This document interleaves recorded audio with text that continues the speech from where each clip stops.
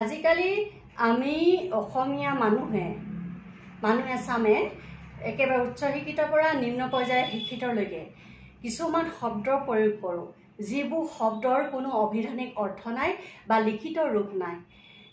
সেই শব্দসমূহ প্ৰয়োগ কৰি আমি অসমীয়া ভাষাটোকে বেসুৰা কৰি পেলাইছোঁ, মৰ্যাদাহীন কৰি পেলাইছোঁ। আমি সকলোৱে জানো যে অসমীয়া ভাষাটো এটা চহকী ভাষা, সমৃদ্ধিশালী ভাষা।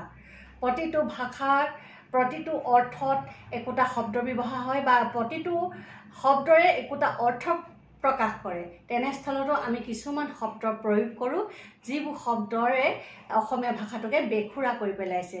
আজিকালি আমি যিজন বুলি নকওঁ, যোনজন বুলি কওঁ, যিটো বুলি নকওঁ, যোনটো বুলি কওঁ, যিয়ে বুলি নকওঁ, যোনে বুলি কওঁ।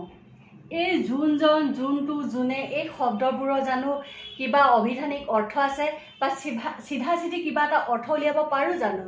তেনেস্থলতো আমি এই শব্দবোৰ প্ৰয়োগ কৰি অসমীয়া ভাষাটোক মৰ্যাদাহীন কৰি পেলাইছোঁ।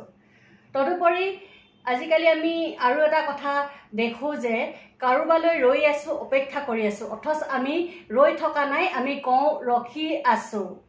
আমুকলৈ মই ৰখি আছোঁ, বাছখনলৈ মই ৰখি আছোঁ, তেনেধৰণৰ বাক্য প্ৰয়োগ কৰোঁ।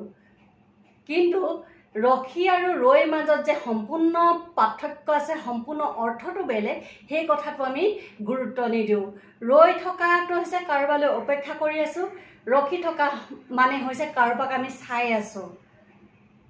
গতিকে কথাবিলাক আমি গুৰুত্ব দিয়া সময় আহি পৰিছে, নহ'লে অসমীয়া ভাষাৰে আন এটা দিশলৈ গতি কৰিব, চহকী ভাষাৰ পৰা একেবাৰে তলৰ ফালে গতি কৰিব।